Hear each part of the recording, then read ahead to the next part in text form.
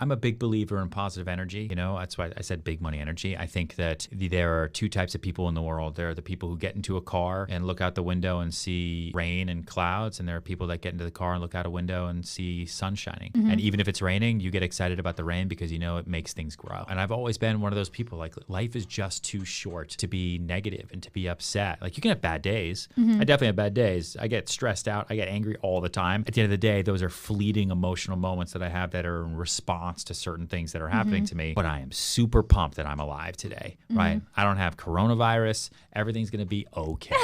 You're listening to YAP, Young and Profiting Podcast, a place where you can listen, learn, and profit. Welcome to the show.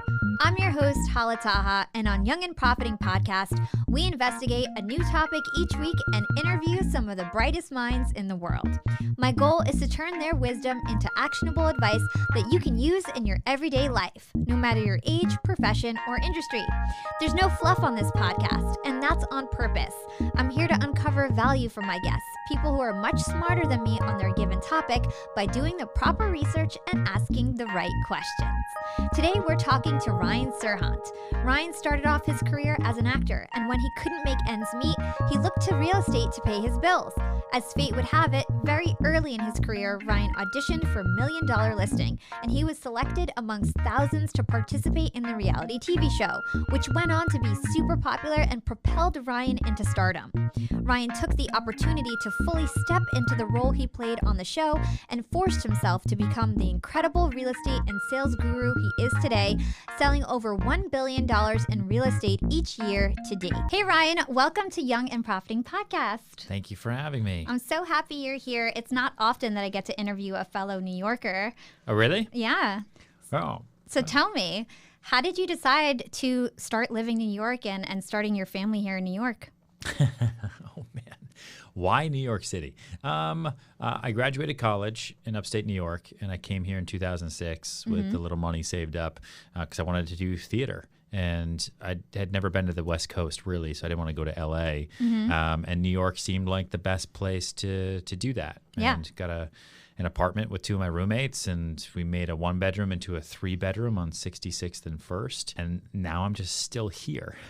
Oh, so it's just by chance that you're here. Yeah. And I mean, listen, New York is, and I say this all the time, like I owe my life to New York City. Yeah. I mean, I owe my life to my mom. But second to my mom, I owe my life to New York City, because without New York, I wouldn't have had all the different opportunities that I had. So I went from being like in the same city on the same exact block. I was passing out flyers, hand modeling pants, doing a free piece of theater and renting apartments at the same exact time, and meeting really, really, really interesting, intellectually curious people across the street. Yeah. And you can do it all in New York City because it's a melting pot. Everybody is here, and there's unlimited opportunity in this city. Yeah. So I thank New York every day. Yeah, New York is amazing. Land of opportunity. I totally agree. Yeah. You started off your career in New York City, like you mentioned. Yep. You were a real estate agent only because, you know, your acting didn't really work out right away. I know that you got killed off of a soap series. Yeah. You know, you started off as an actor, and then you went into real estate in your 20s. And essentially, you got this casting call for $1 Million Listing, or you found out about it, and you ended up auditioning for them, and you got the part amongst thousands of other people who tried out, right? Yes. What was it like leading up to that point where you got that information about that audition, and how did you just like take the plunge to go do it? Even though you were, you know, just starting out, you really weren't an established real estate agent at that point, from my understanding. Oh, yeah, no way. You know, it's funny, like right after you graduate, you kind of don't feel like you're an adult yet. You know, it's like this extended summer job that just keeps going. And because I didn't go to grad school or go get a real job, you know, I was just living off of savings, which I'd done for the past 4 years in college anyway. And I was making ends meet by doing odd jobs and doing the soap opera for $500 an episode type thing. And, you know, so it never really felt like, oh, wow, I'm grown up, I'm an adult, and now I'm in New York City and I have to pay bills and taxes and have my life. Like it all just sort of slowly happens. But I put acting to the side because I just wasn't happy anymore. Like the business of being an actor in New York City is brutal on your mental well-being.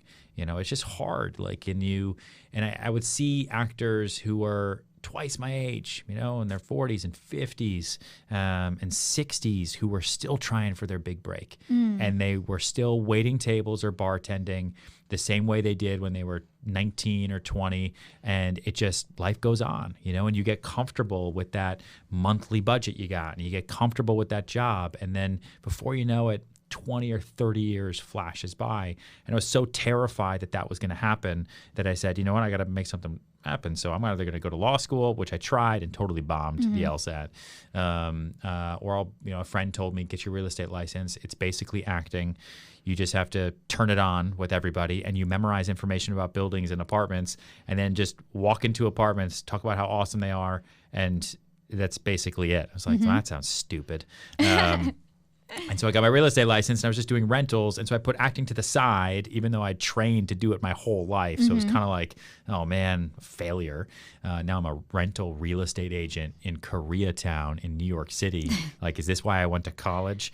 And then there was a casting call for $1 Million Listing that said they were looking for the best real estate agents under the age of 35. Come to an open call, basically, at the Hudson Hotel in Times Square. And I went with 3,000 people. Until I went to that audition, I basically was kind of treating real estate almost like my make ends meet business. Yeah. Like I want to be able to figure out how to pay rent and not be stressed about money all the time and kind of make my own hours. And I was still, I don't know. I was kind of like in a limbo period, I guess I could say, up until I got cast on the show. Yeah. And so set the stage in terms of how successful you are today. Let's talk in terms of numbers. I don't know. I work 16 hours a day, 7 days a week. I don't know if that's really successful or if that's terrible, because there's a big price to pay, right, with success. I would say that I sell about $2.7 to $2.8 million worth of homes every day. Wow. We do just about $1 billion a year, and that's between residential homes and commercial sales. I lead a team of about 64 people. We sell majority of our real estate in New York City, but we do a lot in the Hamptons, Miami, Chicago, Boston, Dallas, Houston, and Los Angeles. Amazing. We do some stuff internationally, but it's super complicated, so I try to keep things based here. That's amazing. Congratulations. Oh. So let's take it back to your time. You just started on $1 Million Listing. Yeah. You were an inexperienced real estate agent. Okay. How did you use acting to boost your self-confidence, to make sure that you had the right skills as a real estate agent? How did you use your previous experiences to then become a professional real estate agent or salesperson, as you like to say? Big money energy. Like that's kind of what I call it. Like I didn't have the experience, but I knew I had to be confident in a room, even if I didn't feel confident, and that all comes down to the energy that you have. So like when I went into that audition, I told them what they needed to hear. And I wasn't uncomfortable. I wasn't nervous. I wasn't like, oh man, they're seeing right through me. I walked in there as if I was somebody who was an audition, right? When you go to for an audition, you're 22, but you're going to go audition to pay a millionaire real estate broker or an investment banker. You put on a nice tie and suit, and you go in there and you read the lines, and you're a confident investment banker. So I did the same thing. Like I wore my best suit and walked in there and said, I'm the greatest real estate agent that's ever lived. I am 25 years old. I don't know why you're still looking. They're like, wow, this guy's maybe too confident. Yeah. And it just sort of went from there. And then Bravo and NBC Universal, basically it was like a metaphorical shotgun to the head, where they said, you've got to sell real estate. Otherwise, we are going to shame you to the entire world. Like you had to if you fail, at listings and everything, then we're going to put you on TV as a failure. And so that was, like fear is a real thing. So like the last thing I wanted to do was be a loser real estate agent who couldn't sell anything. So I worked my ass off to sell all that stuff. That first season, I lost like 10 pounds from stress. Yeah. Running around the city, cold calling. And all that changed was the fear of shame. But I sold a lot. And from then I've used that as like my wall, my fear of public failure is really what drives me, I guess. So something that's stuck to me when you were talking is that essentially you had an affirmation like, I am the best real estate salesperson, right? Yeah. So how important is the law of attraction to you in terms of your success and ensuring that you hit your goals? The law of attraction. I'm a big believer in positive energy. That's why I said big money energy. I think that there are two types of people in the world. There are the people who get into a car and look out the window and see rain and clouds. And there are people that get into the car and look out a window and see sun shining. And even if it's raining, you get excited about the rain because it makes things grow. And I've always been one of those people, like, life is just too short to be negative and to be upset. Like, you can have bad days. I definitely have bad days. I get stressed out. I get angry all the time. At the end of the day, those are fleeting emotional moments that I have that are in response to certain things that are happening to me. But I am super pumped that I'm alive today, right? I don't have coronavirus. Everything's going to be okay.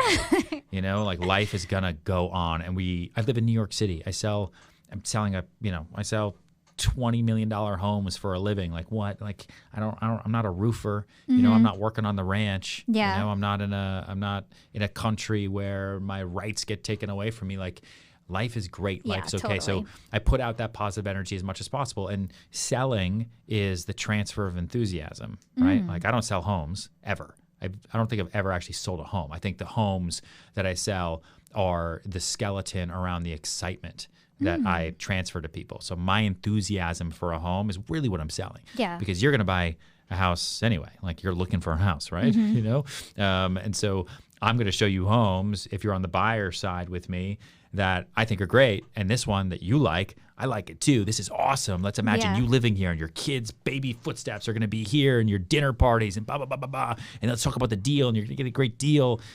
That's excitement. And you get excited about that. And that's when people open up their wallet. It is very hard for me to negotiate with someone's wallet, but I can negotiate with people's feelings all day long. Oh, I love that. Selling your enthusiasm. Yeah, sales is the transfer of enthusiasm. That is all it is. Very cool.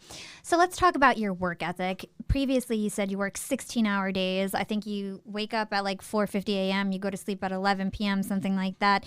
Or you keep working until 11 p.m., if I remember correctly. Yeah. Where did you get your work ethic from? Because I read that you didn't really grow up poor or anything like that. You were upper middle class. And oftentimes, I was the same thing. Like, people think that you don't have a strong work ethic if you didn't grow up poor. Yeah. So tell me, where did you get your work ethic from? My dad, for sure. He made me and my little brother, we had to do manual labor jobs since the day I can remember. If we wanted anything, we had to pay for it ourselves. There was no allowance. My first video camera I had to save for on my own. And literally, what he would say is, you can make money doing anything. You just figure it out. And so I would do like the smallest things. Like, I would, he paid me to pick up sticks, right? Outside Boston, there's a lot of trees. And, instead of hiring a yard guy to come and rake up the yard and rake up all the sticks and branches, I would do that and pick it all up, and he'd pay me per stick. Oh, wow. And I just knew, I was like, wow, there's endless sticks. Like, I could pick up all these sticks and my dad will pay me. And I can't remember what it was. It was like, I don't know, 10 cents a stick or something. But it added up, right? Yeah.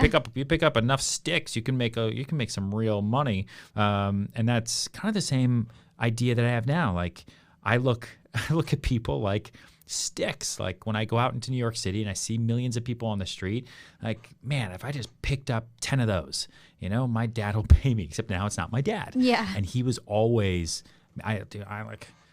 he made me write an essay on the power of not being lazy when I was 10 years old. Like, he really, really drilled into me the power of hard work, because my dad had his first baby when he was 18 years old. His mom died when he was 13. His dad died. His brother died when he was 21. He raised his family basically on his own, put himself through college, figured out finance, got himself a job, put himself through everything. And if he could do that, anything is you've got possible. It easy then. That's I totally awesome. have it easy. Yeah. That's awesome. Yeah, hard work is literally a talent, I think. So kudos to you. It's hard to teach. Yeah. It's hard to teach. Cool. So there's a very popular saying that reminds me of you, that showing up is half the battle. Yeah. Can you talk to us about the lessons you've learned in terms of showing up and how that's helped you become so successful? Yeah, you can't do anything if you're not there. I tell that to my team members all the time, my agents who come to me and they're like, well, I need more business. I'm like, I haven't seen you in 2 days. What have you been doing? Like, oh, I've been busy. What have you been busy with? and I like will really drill into it, then people get embarrassed and nervous because they haven't actually been busy. Like showing up is 75% of the battle. The other 20% is luck, and the other 5% is everything else, right? Or the deals and everything. But like you've got to be there. You got to be in the room. You got to be part of the conversation. You got to put yourself out there. People have to see your face, hear your voice, shake your hand. Like that's what the world is all about.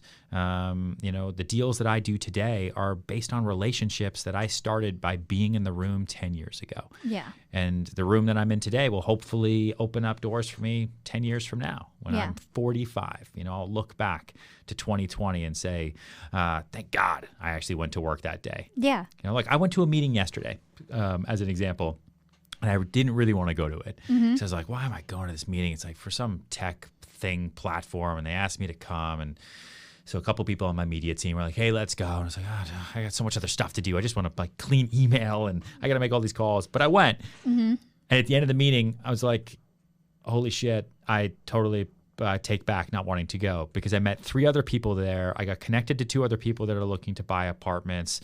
The CEO is actually somebody that I definitely should know. I just didn't pay attention to it, and I feel like people pass those opportunities by all the time because they're like, either why should I go and waste my time, or I don't know, it's not for me, or it's not going to work out. So I put myself in as many different positions to have opportunities as possible, because you never, ever know. You never know. That reminds me of something that you talk about often, and it's some of your sales advice, to have as many balls in the air as possible. But you actually have a lot of rules when it comes to these balls and the ball throwing. So could you just share this analogy with our listeners? Yeah, the rules, the ball rules. The book, Sell It Like Serhant, was initially called Balls Up. I sold it as to the publisher as Balls Up, and then once they bought it and we were writing it, they came to me and they're like, listen, we need to talk. I don't think these are the times when we're going to put a book on the shelves that says Balls Up. But the idea is, it's kind of like my game theory for sales, right? Instead of spending all of your time on trying to do one deal, sales is all about having a pipeline. It's a volume business, right? I'm selling things right now, and I'm sitting here at this table with you because I figured out how to leverage myself and how to continue to sell things. And I sell lots of different things now. But you want to have as many balls in the air as you possibly can, and then figure out a system, and an actual system, right? A system for follow-up, a system for discipline, a system for your daily routine that enables you to catch as many of those balls as possible. That way, when balls fall, which is like a deal dying, or you don't get that job, or that interview doesn't happen, it's okay, because you have 16 others in the works. And if you do that, then you're always driven by positive momentum, and then you're living in the river, right? And it's like I grew up outside Boston. There are running rivers that are great, and then there are these stagnant ponds that are gross and smelly and have like dead things in them. That's what you are if you don't have things in the fire, and if you're not in constant motion. And so that's kind of how it works, and there's a whole system for it. How do you ensure that you always have like a stream of opportunities? What do you do? I meet 5 new people every single day, at least, minimum. That is my job. I am not a real estate broker. I don't sell homes. My main job, when I think about it, like what's my job today, is to meet 5 new people, get their contact information, put it into my phone. That's it. Those 5 people will then get my newsletters. I will follow them on social, or they'll follow me. We will follow up with each other. We'll see how we can make different opportunities together for each other, because the world is short and small, and we'll see what happens. You never know. And 5 times 365 times the last 12 years is a lot of people, and I'm not going anywhere. And so those people, and oftentimes it's more people, but if I haven't hit 5 because I've been stuck in the office all day or something, I will literally like go to the deli and just meet 2 new people. Or like go to Starbucks, and I will literally tell people, hey, I'm a real estate broker. I have a personal quota that I got to meet 5 new people every day. I've only met 4. Can you be my number 5? And people, when you're dead honest with people, people are like, sure, I guess. Weird. Why do you do that? And then it opens up a conversation, and now you're talking to somebody about your work ethic and this. And you're like, oh, actually, my son is doing blah, blah, blah, blah, blah, blah, blah. Yeah. Do people recognize you now when you go up to them? Now it's slightly easier. Not all the time. Sometimes halfway through a conversation, people will be like, you look familiar. I'm like, yeah, maybe. Because people don't, they've seen $1 Million Listing maybe on like a JetBlue flight 5 years ago. Yeah. They're like, you kind of looked like that guy kind of from that real estate show, but you also kind of look a little bit like Tom Brady, but not really. I don't know. Did we date? I'm like, no, we definitely did not date, dude. That's funny. Well, at least you still are like approachable enough, and you can still approach people randomly on the street. From what I remember, you actually were a very shy child, right? You grew up with a little awkwardness, social anxiety, a little overweight. How do you, I have some younger listeners who listen to the podcast. What's your advice in terms of kind of getting out of your shell and becoming the confident person that you are today? Like, you're super confident now. How did you change that? I'm a big believer, like I said, in the power of positive energy and like a vision board. So like, who do you want to be? What is that image of? Even maybe it's somebody you know. Maybe it's that cool kid in school, or maybe it's an actor or someone on YouTube. Like, print out that person's face and put it by your bed or in your journal or in your locker, or in your car. And just imagine like you can be that person, or you can be even better than that person. And position yourself out there just that way, and know that no one cares. Yeah. No one cares about the way you feel. And if you are uncomfortable, and so for me, like, I was overweight. I had really, really bad skin. I had premature gray hair from when I was 16 years old, and I was super pale. And so, like, to combat the gray hair, because I was really embarrassed about it, I would dye it, and then dark brown hair dye from the pharmacy is actually black. So I'd be like super white with really jet black hair, riddled with acne, with my little belly running around. And, what I realized later on is all the things that I was nervous about, no one else was paying attention to, because all they were caring about was I paying attention to their crooked teeth? I'm nervous that they were paying attention to my skin, but they're concerned that I'm paying attention to their really bad haircut that they got yesterday. And to me, I just met you. Your hair looks great. I don't understand. So, it's remembering that no one cares. And what's the worst that can happen? Something my dad told me that really kind of opened me up when I was growing up, because I was too nervous to ask out girls or anything. He's like, are you afraid that any of these girls are going to punch you in the nose? And I was like, I don't think so. He's like, okay, that's probably the worst thing that can happen, is someone punches you in the face. Yeah. Because that'll physically hurt or try to like harm you. Are you afraid any of these girls carry knives? Like, no, none of these. It's like North Shore, Boston. None of these girls carry knives. He's like, okay, so what's your problem? Just ask. And what are they going to do? Say no? At least right? And then move on. There's lots of other people. Yeah. And that's what the sales business is for me today. Like, I ask everybody, can I sell you a home?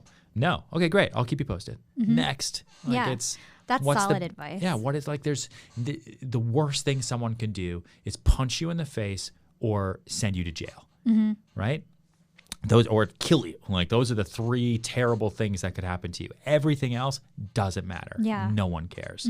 Like, you carry yourself with the confidence of the person you can be. It's inside you. You have it already. Just pull it out there, and people are going to be excited about it. Put a smile on your face, sell enthusiasm for who you are, and people will be attracted to it. Yeah, I love that. Thanks. Yeah. Okay, so let's move on to your sales methodologies. You wrote a whole book on sales, you mentioned before, Sell It Like Serhant, and you currently run one of the top sales teams in New York and in the nation, Nest Seekers. Tell us, how do you effectively run that sales teams? Like, what are your general principles to be so successful with them? Oh, man. Just cry all day long. Managing people is really hard. What I would say is, like, I don't have an exact system. My best system is I talk to every single person who works for me every day. Like, that's the simplest piece of advice that I could give. And it's not on the phone. Some of them it's on the phone. Some of it's by text. Some of it's just by social. Like, an agent of mine posts a listing, a double type it, comment. They need to hear from me as a leader every day, right? Where leaders make mistakes is they don't touch base. Like, you have to think about everyone who works with you in some way, shape, or form, like, or any regular relationship. Yeah. Like, imagine if I went home and saw my wife every day but didn't talk to her because I was just too busy. Didn't say anything. But deep down, I love her. But she would know, like, something's up, something's weird. How come he's not talking to me? Same thing goes for all your employees. You know, it's a little bit different, but it is actually kind of the same. And it's easy. You know, even just sending an email like that says "you" in the subject line, and in the body of the email says "are awesome. Hope you're having a great day." Yeah. People appreciate that. It's like, totally. And then you're good for like the week with that person, and then you can touch base the next day. Little things, you know, little comments. Like it goes a long, long way. And then on top of that, like I have great people who work for me that help me manage problems and issues. You know, at the end of the day, like your issues as a leader and as a manager are never dealing with good things. No one ever comes to me with good problems. Yeah. Right. Like if someone comes to me, it's because they couldn't figure it out on their own, and it's typically something bad. So most of my day is managing, 60 plus agents and all of their bad issues. Yeah. Right. And figuring out how to deal with it and keeping them calm and staying calm yourself and trying to manage and then trying to quarterback as much as I possibly can. Yeah, that's great advice. I think being a manager, like you said, is all about like showing your appreciation and enthusiasm towards them and ensuring that, they're feeling great to do their job and feeling appreciated. And knowing too, and not to cut you off, sorry, but no, of course. Knowing too that it is like you're all in it together. Like, listen, if you're the boss, right, or you're a manager, even if you have just one person underneath you, like they know that you're the boss. Like you don't have to remind them. Like they get it, right? They know they work for you. They understand what the pecking order is. It's up to you to remind them that they work with you, not for you. Yeah. You know, no one who's ever worked for me has done a great job, because who wants to work for anybody? Yeah. Right. They want to be part of the team. Especially in sales. They want to be part of the team. They want to be part of the process. Everything that everyone underneath you does for you, you make them feel like they're doing it with you and it's together. Yeah. They will work 10 times harder. Completely. Yeah. This episode is sponsored by Video Husky, a video editing subscription that provides you with unlimited video editing for a flat monthly fee. I use Video Husky to edit all my videos, including the one you're watching on YouTube right now. Your videos have a 1 to 2 day turnaround, and you get your own dedicated video editor and project manager. This is so much more affordable than any other video service I've ever used in the past, and the video editors are so talented. They can do your thumbnails, animated transitions, transcriptions, and more. If you're looking for an affordable video editing service to take your marketing to the next level, head over to cart.videohusky.com/youngandprofiting and get 30% off your first month. That's cart.videohusky.com/youngandprofiting. I'll stick the link in our show notes. I know you have a lot of stories. You have a story that really showcases the value of saying yes with Mr. X. Oh, God. And, essentially you followed this mystery man to Paris to land one of your first and biggest deals. Would you share that story with our listeners? Oh, man, how much time do we have? I'll try to make it as succinct as possible. Like one of my first listings I ever got was really, really overpriced. There's a listing on the Upper West Side, 45 West 67th Street. No other agent would take it because it was so overpriced. So that's probably why I got it. It was worth like $6 million, and I listed it for 8.5. Oh, wow. Right? So nice and high. But that's how a lot of agents get business in New York City. You're the one who talks to a seller and you're like, yeah, all those other agents are stupid. 8.5 for sure. Let's do it. And if you have no listings, like I did at the time, that's what I did. And then you put the listing online, you put it on the internet, you put it out there to the world. And our company has always been really good at marketing internationally so that people could see listings all over the world. And I got an email from somebody that said they wanted to buy that apartment and where could they send the money?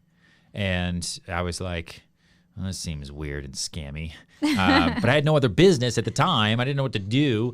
So I wrote back, well, that's not really how we do it here, but happy to talk to you if you want to make an offer. And then he called me. And I talked to him on the phone, so he had a real voice who sounded real. And he said he wanted to make an offer, and I can't remember, but he made an offer of like $8 million. And I had no idea who he was or where he was from. He definitely was not from the United States. He said he was going to send me a proof of funds, which showed up the next day as a DHL piece of paper with a photo of his accountant on it that just said, I call him Mr. X because I can't give out his name, but Mr. X does not commit to things that Mr. X will not commit to.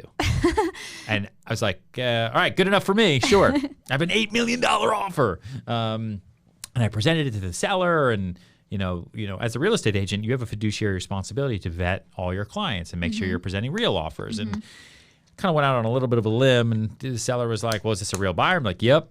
How do you know? They sent me a proof of funds. All checks out. All is good. $8 million. We should counter. So we countered. We got the deal done at 8.3. Nice. And I connected him to an attorney the whole while being like, this is the weirdest thing ever. Some random dude on the internet from this other country just contacted me because he wanted access to my bank account to send me $8 million, and now maybe he's going to buy an apartment. This is what New York is all about. Yeah. And he signed a contract and then disappeared.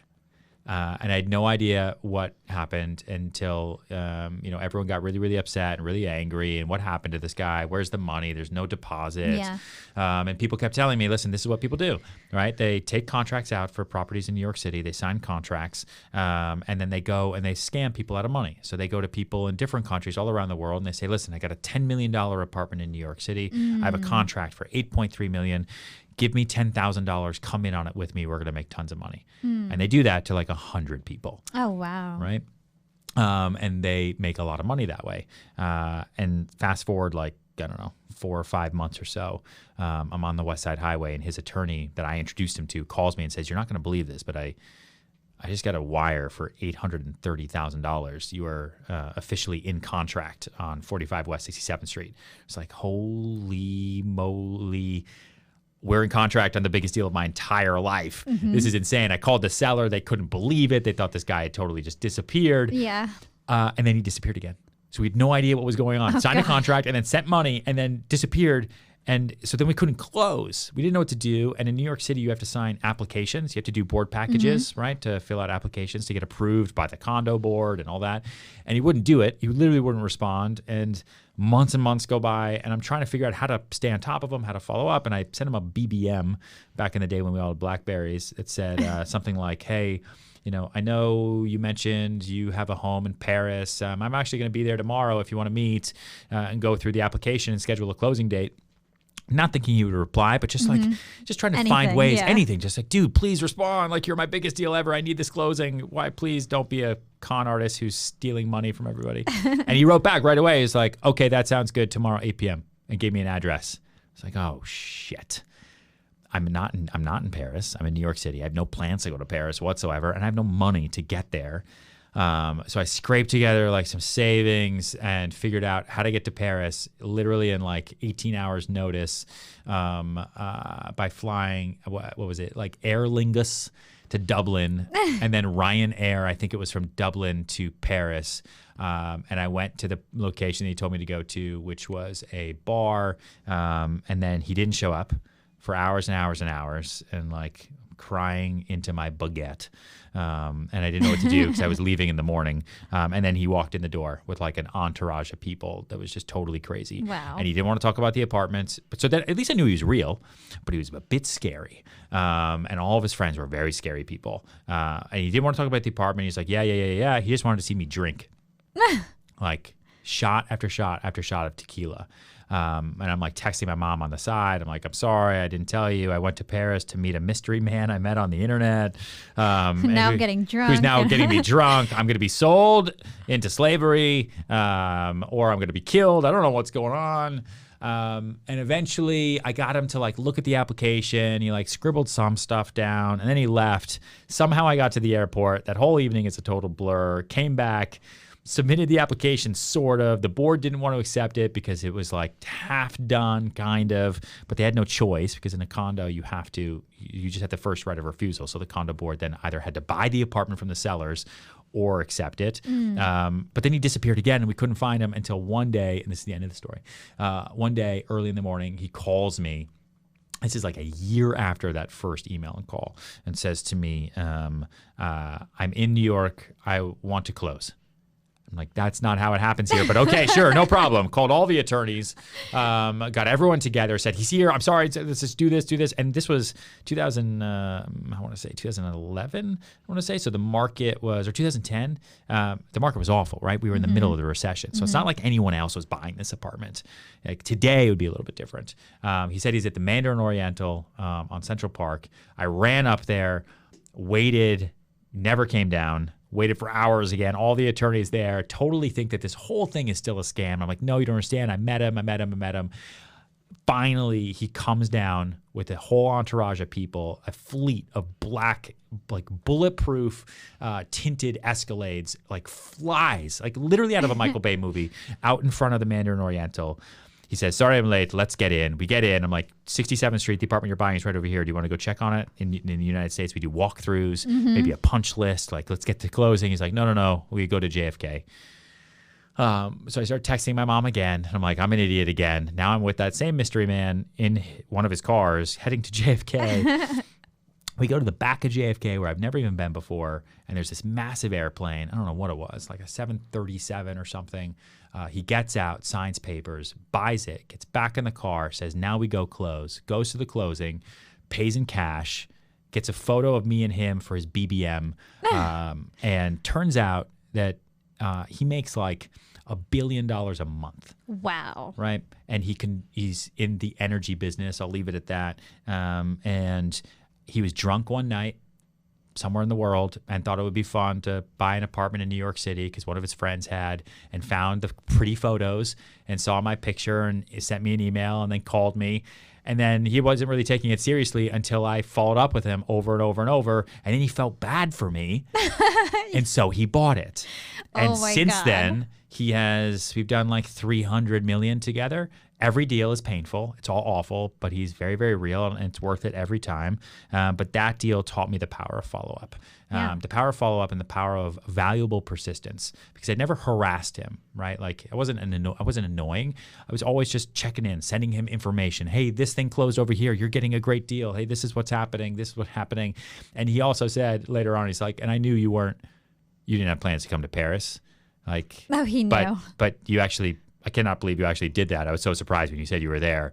That's why I bought that apartment. That's amazing. And so many other people would have initially just ignored the email. Or Today, been suspicious. I would probably ignore it. Yeah. Oh, yeah. I had nothing to lose. You had nothing to lose, and you just, Other than my life. He just decided to say yes, and that's super important. So let's stick on follow-up. I know that there's 3 different kinds of follow-up: follow back, follow through, and follow-up. Could you explain that to our listeners? Yeah, it is basically like my secret sauce. Because when I came to New York City, I didn't know anybody. I'm not from here. You know, I grew up outside Boston, so I knew some people there, but like my parents aren't helping me. You know, I didn't go to school here and have all my school friends. I knew like Midtown. I knew where all the hand modeling castings were. That was it. So I had to meet new people every day, like I told you. And then I had to follow up with them to one day get their business. And that's what the system is. So it's called follow up, follow through, follow back. It's my 3F's, and I do it every single day, and it's in my calendar. In the morning, first thing, I follow up with everybody from either yesterday or the week, or everybody that I need to follow up with. Hey, you said you were going to do this. Hey, this is happening. Hey, just wanted to touch base. Hey, here's this listing, whatever it might be. Follow through is doing what you say you're going to do. So if I tell someone I'm going to send them something by noon, you actually do it. Something my dad taught me really well. Like, you're only as good as your word. And if you say you're going to do something and you don't do it, you are forever banned, right, in people's minds. Like, if you say you're going to be there on time, be there on time. If you say you're going to be late, then okay. You know, just be honest, be upfront, and follow through with what you say you're going to do. And then follow back, which is really important, is every day I follow back with past clients. Clients I sold things to 10 years ago. People I met last week who aren't even interested, you know, just touching base, saying, hey, what's up? Following back with deals that died. Maybe I could put it back together. And that it is the lifeblood of my career and the way that my team does our deals, right? Yeah. Nonstop, important, valuable follow-up. Do you think the investment, the time investment that you put into follow-up is worth it? Oh my God, yes. Follow-up, it's free. That's the thing. Like, we're in a service business. Everybody's in a service industry, so it's all free. It's just, I'm gonna have a phone, email, and a calendar anyway. So it's just putting things in my calendar and then actually doing it. And sending an email, especially in 2020, like sending an email, a text, a quick phone call, or a DM is all free. You're gonna do it anyway. So it's absolutely worth it. Like, the amount of money that I have made, the amount of things that I've sold, and I put some in the book too, like, just from follow-up, that deals that never, ever, ever, ever, ever would have happened otherwise, whether it's the Mr. X story or people that I followed up with for, there's a deal I'm doing today. I was just telling you about before we started the podcast, because the closing costs are so high, right? Altogether, it's like $1 million in taxes. The deal is for $12 million. I have followed back with them ever since I rented their daughter an apartment in 2010, 10 years ago. Wow. For $2,200 a month, just with the parents, just touch base, following up, happy holidays. I don't have to. I didn't really deal with them before, but I knew that one day maybe they'd want to buy a place, right? And they'd mentioned it to me, so they dropped the seed. 10 years later, future Ryan is super excited. I'm happy to sell them an apartment for $12 million. Wow.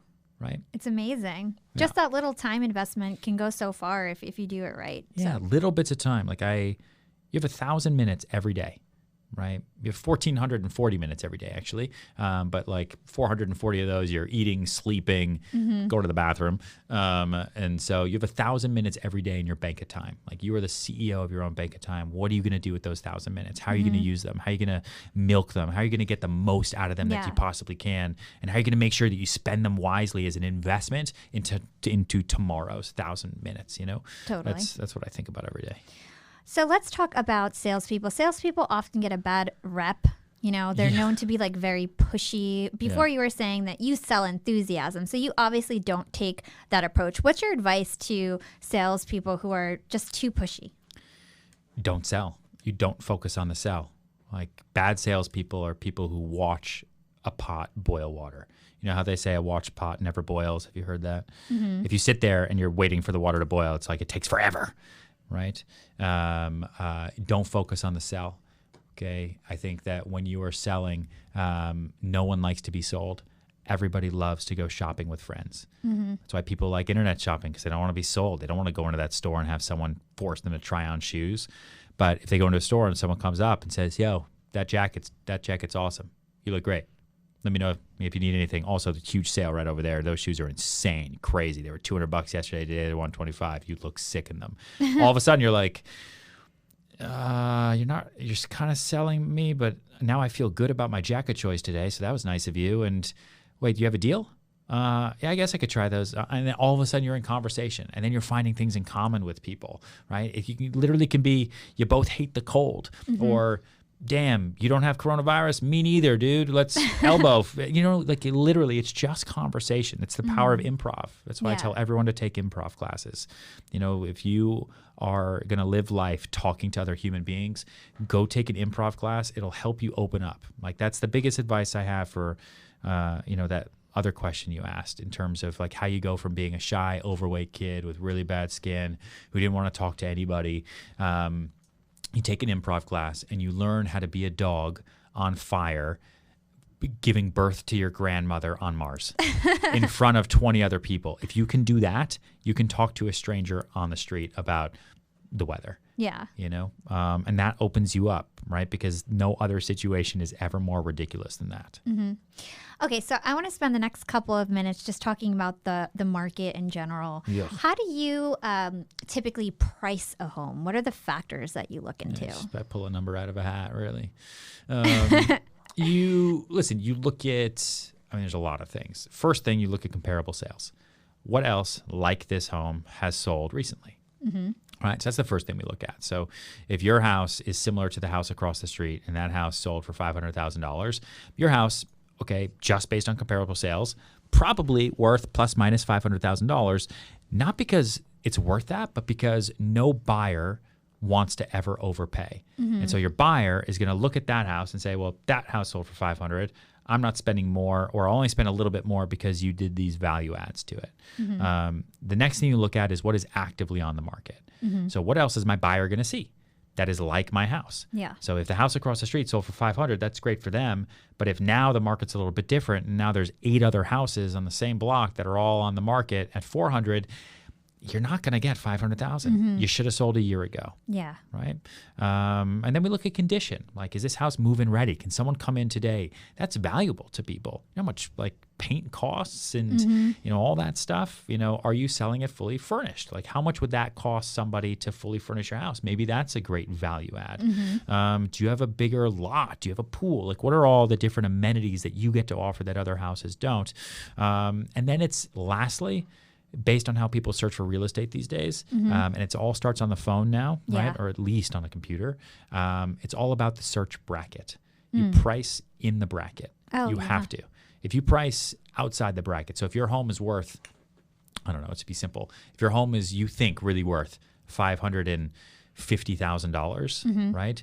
You don't price it at $650 to negotiate anymore. That's the way the world used to work, right? With the hope of maybe getting somebody to make a offer, because that buyer who can afford that house is not looking up to $650 because the bracket keeps them up to $600. So you're saying like in the app itself? You got to price within search brackets. And so within the MLS, within the app, within, Zillow, Realtor.org, Trulia, all that stuff, price within your bracket. You want to be a heavyweight fighter in a lightweight fight, right? Not the other way around. If you overprice, and if you're at $650,000, now you're dealing with somebody who's seen your listing, who's forced to look at homes up to $700,000 because that's the way the search brackets work. And if your home can't compete with an $800,000 home that then reduced to $700,000, then you don't want to be in that fight. Right? You're going to lose every time. And you might get people to come by and come and see it, but they're going to pass on you because they're just using you to shop. Agents and buyers are going to say, that home at $650 was nice, probably worth less, but this house over here that I'm forced to see is much, much better. Yeah. So that's a really good perspective. How about location? Does location matter so much anymore? Yeah. That's part of it with the comparable sales, right? What just sold and what is currently on the market. If you take New York City, for example, if you are in Battery Park City, as much as you think your home is amazing, I can't comp it to Tribeca. It's just a different neighborhood. It's close. Yeah. And if there's no other apartments on the market for some weird reason, then sure. But there's probably other homes on the market and other things that have sold, and you have to comp within your own neighborhood. And if you're in a condo building, you have to comp in your neighborhood, right? And then you have to comp within your own vertical neighborhood, which is your building. Yeah. Just because the building across the street got a great deal for their 20th floor apartment and you're on the 20th floor of your building might not be worth as much for the brand of that building. Yeah. So you have to keep all that stuff in mind. But location. Yeah. So another question that I have in terms of like financials and buying a home. For first-time home buyers, a big question people have is like, how much should I put for my down payment, right?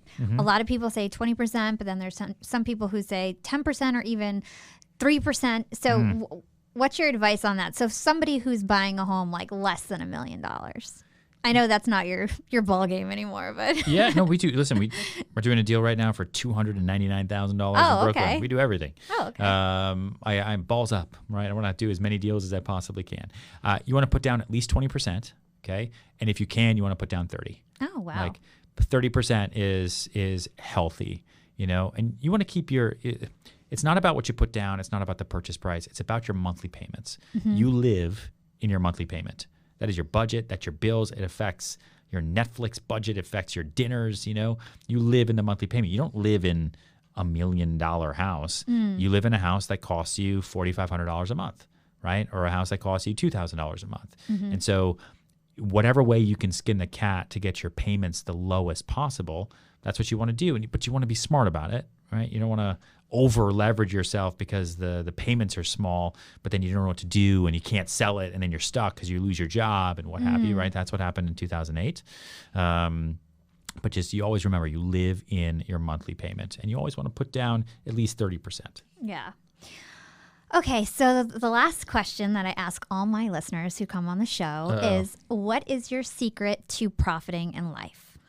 My secret to profiting. And it doesn't have to be financial. It can be anything.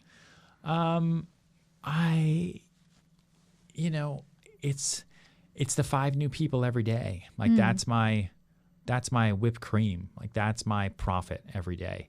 The deals that I do every day, the time I spend with my family, the workouts I have in the morning, my connection to my own well-being, like that's all I'm going to do it anyway. Like that's all part of my win. Like I know when I wake up what I'm doing that day. Yeah. I'm doing all that. But going out and meeting those new people, that's what the world's all about. Without people, Earth is nothing, right? Like there's no cities, there's no roads, there's no cars, there's no movies, there's no nothing. Like people make the world go round. They can also hurt it. But you want to meet as many of those people as possible. And it is so possible today to do that. And that rule is my profit. That's amazing. Where can our listeners go to learn more about you and everything that you do? Everywhere. Ryan Serhant is my name. Instagram, RyanSerhant.com. YouTube is our weekly vlog. YouTube/Ryan Serhant. Twitter, TikTok, Facebook, all that stuff. Yeah, he's totally out there, easily searchable. Thank you so much, Ryan. Thank you. It was such a pleasure. What a great conversation. Thanks for having me. Thanks. Thanks for listening to Young and Profiting Podcast. Follow Yap on Instagram at Young and Profiting and check us out at youngandprofiting.com. If you enjoyed the show, don't forget to write us a review or comment on your favorite platform. Reviews are the #1 way to thank us, especially if you write a review on Apple Podcasts. And be sure to share this podcast with your friends and family and on social media. You can find me on Instagram at Yap with Hala or LinkedIn. Just search for my name, Hala Taha. Thanks again to Video Husky, the sponsors of our show. If you're looking for affordable video editing for a flat monthly fee, head over to cart.videohusky.com/youngandprofiting for 30% off your first month. Big thanks to the Yap team as always. This is Hala signing off.